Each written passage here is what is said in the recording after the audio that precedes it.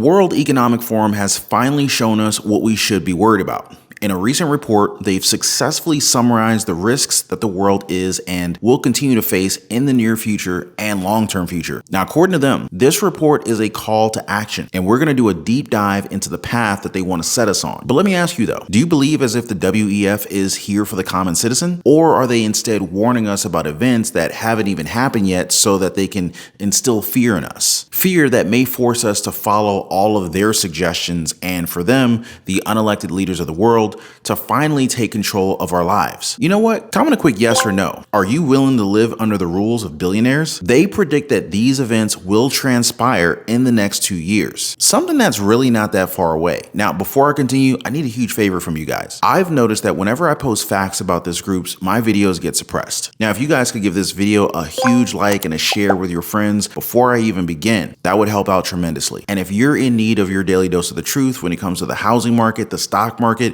Washington, D.C., Social Security, SSI, SSDI, and everything that affects our lives, our families, and our bank accounts, make sure to subscribe to the channel. Also, if you own a home, make sure your home is protected. Never be caught off guard by another very expensive, unexpected home repair again. Get your free home warranty quote. There's a link in the description down below of this video. All right, guys, let's go ahead and jump into this rabbit hole. For a group called the World Economic Forum, it seems as if they really don't do a whole heck of a lot for the world or the economy. They have a lot of forums, at least that is what they do have. But what are their goals for the world? They want us off of fossil fuels and into electric vehicles, which are in essence also powered by either coal or fuel. Do you guys think that our electric grids run on wind or solar? These same electric vehicles that they want us to all pile into will also have kill switches. You remember that? The government will probably have the power to turn off your engine at any point in time that they deem necessary from some remote location. What else?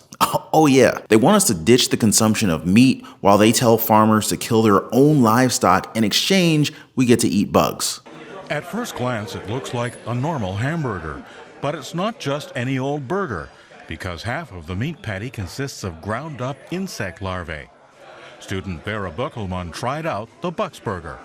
A bit dry, but it has nice flavor, and I think I would recommend it to my friends. Yeah.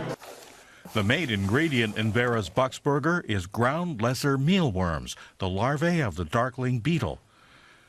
The production of the insect burgers begins here in the Dutch town of Ermelo. The manufacturers have been breeding insects here for about 40 years, mainly as animal feed and for the cosmetics industry. But recently, they've been producing more and more larvae for human consumption.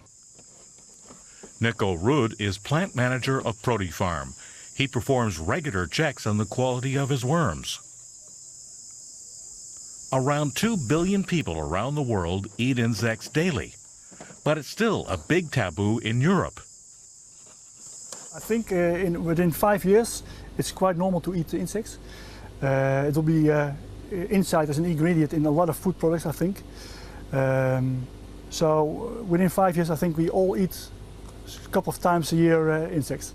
They pretend to be our salvation from climate change and all these other factors that really don't seem to be much of a threat to us. I mean, gas stoves, seriously? I've known people who live with gas stoves all their lives and they're completely fine. All of a sudden, we're supposed to get rid of our gas stoves? Seriously, guys? But no, we have to again switch to electric. All the while, members of their own world-saving coalition, they're using private jets that produce way more emissions that far outweigh what most of us could produce in a lifetime. And then there's the possibilities of future pandemics. And I honestly feel as if they're trying to scare us in some way so that it will be easier to administer future vaccines and future lockdowns. Now, I may just be wigging out, but I'm just looking at the patterns here. They also plan to control a digital currency for us, guys, one that they have complete control over. Forget about ever having control over your own finances. Some may call what I'm saying conspiracy theories, but come on, look around you. Make your own decisions. Don't listen to me. I'm just presenting facts to you guys. Make your own opinions. We cannot be blind to their agenda. Do you honestly believe that they have our best interests at heart? Seriously. They don't even acknowledge us as people sometimes. You know what they call us? Or at least a huge majority of us? Meat eaters. Not even humans, not Americans, not citizens, meat eaters. Now, with all that said and done, it seems as if their group is not even close to solving our problems. Now, You might ask, what's their concern for 2023 then, right? Well, let's not get ahead of ourselves. Let's see what their concerns were for 2022 and see if anything has changed with our lives with regard to the issues that they supposedly faced. All right, so first up, disorderly climate transition. Well, if they're talking about the transition to renewable energy, I agree. It's been highly disorganized and it feels as if people don't know what to do. Add to the cost of transitioning to clean energy, and you've got bigger problems. Digital dependencies and cyber vulnerabilities. You mean the danger of misinformation and how easy it is to manipulate people through fear-mongering? Now, there's also the huge problems that we've had with software that the government uses, so I don't think that this was resolved. Barriers to migration. That one seems like a nod to what's happening at the border, so I think we can probably put a check mark on that one. Crowding and competition in space. Wait, what? Do they mean satellites? As it turns out, yes, they mean satellites and whatever else that they were putting out in space. You want to know something really wild about this part of the report? They're also talking about properties in space. Like, do they expect people to go up there and build homes? Well, no. What they expect are violations of the Outer Space Treaty. I know what you're thinking. What the heck is the Outer Space Treaty, right? According to them, quote, what if violations of the Outer Space Treaty, such as mineral resources being claimed in a moon gold rush, are carried out without meaningful consequences, end quote. You know, I wish I was making all this stuff up, but until this point, almost every resource that I've shown you guys has been from the World Economic Forum website. This is public information. Isn't that insane? But let's see what the problems are for the next 2 years compared to the next decade for the WEF. This isn't really a joke, but I found something hilarious here. Here are the global risks for 2023 ranked by severity. There's a short time period, which would be the next 2 years, and a long-term time period, which is the next decade. The risk categories are colored, so you got blue for economic risk, you got green for environmental risk, you've got orange for geopolitical risk, and you've got pink and purple for societal and technological risks, respectively. Take one look at the colors on your screen right now. Find anything odd? If you guess that there's no blue colored risks here, congratulations. You're now realizing that the World Economic Forum isn't necessarily worried about the economy. But just to be fair, there is another figure. This one actually has the color blue, and these are the global risks ranked by severity. You got a lot going on here, one of which is the cost of living crisis. You would think that with the billions of dollars that they have, that they could probably do more for the world. There's the debt crises, and you can add our country there for sure since we owe almost, $32 trillion.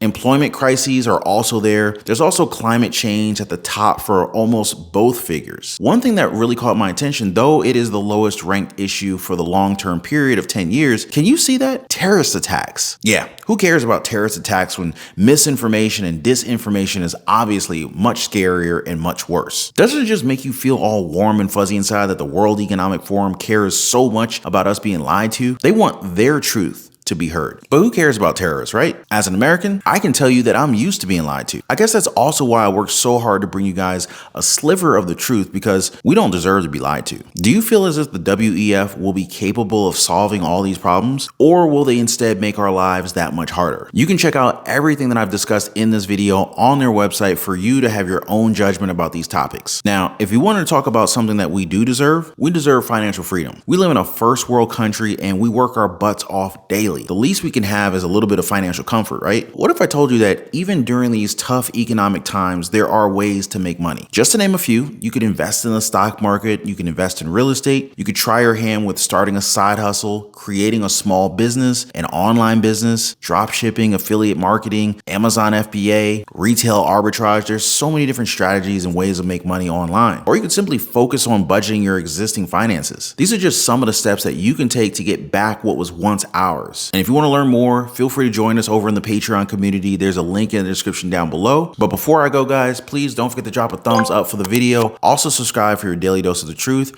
There is no sense in being silent when we have the facts. Appreciate you guys watching. You guys are all awesome. Be kind to one another, and I'll see you on the next one.